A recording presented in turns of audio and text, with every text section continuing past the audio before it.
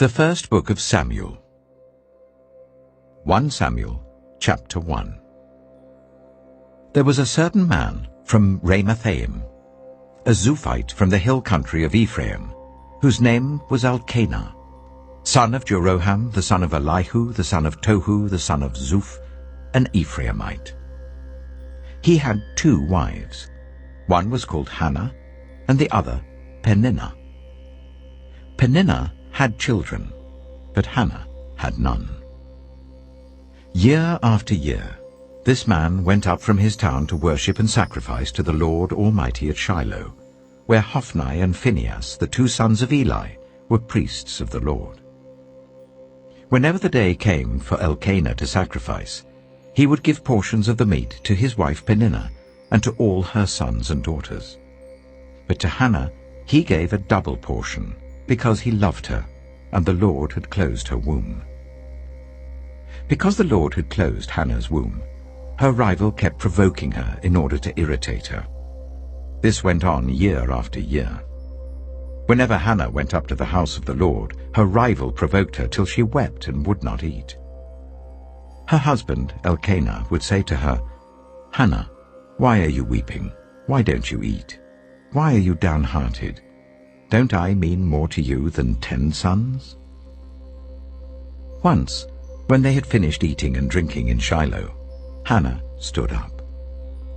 Now Eli, the priest, was sitting on his chair by the doorpost of the Lord's house. In her deep anguish, Hannah prayed to the Lord, weeping bitterly.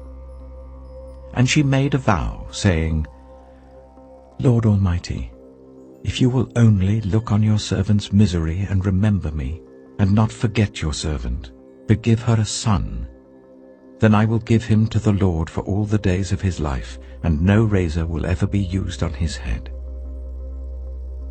As she kept on praying to the Lord, Eli observed her mouth. Hannah was praying in her heart, and her lips were moving, but her voice was not heard.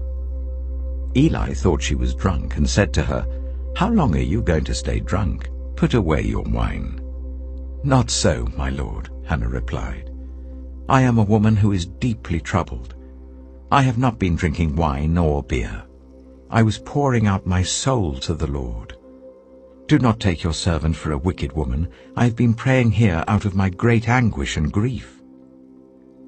Eli answered, "Go in peace, and may the God of Israel grant you what you have asked of him." She said, "May your servant find favor in your eyes."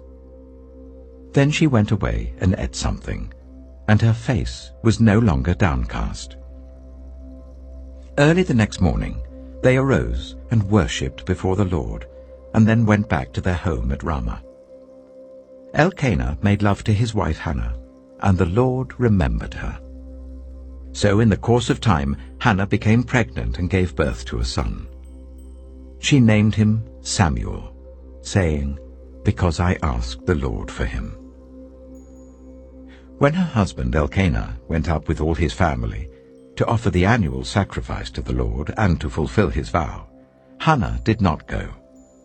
She said to her husband, "After the boy is weaned, I will take him and present him before the Lord, and he will live there always." "Do what seems best to you," her husband Elkanah told her. "Stay here until you have weaned him. Only may the Lord make good his word." So the woman stayed at home and nursed her son until she had weaned him. After he was weaned, she took the boy with her, young as he was, along with a 3-year-old bull, an ephah of flour, and a skin of wine, and brought him to the house of the Lord at Shiloh. When the bull had been sacrificed, they brought the boy to Eli, and she said to him, "Pardon me, my lord. As surely as you live, I am the woman who stood here beside you praying to the Lord. I prayed for this child, and the Lord has granted me what I asked of him. So now I give him to the Lord. For his whole life he shall be given over to the Lord." And he worshipped the Lord there.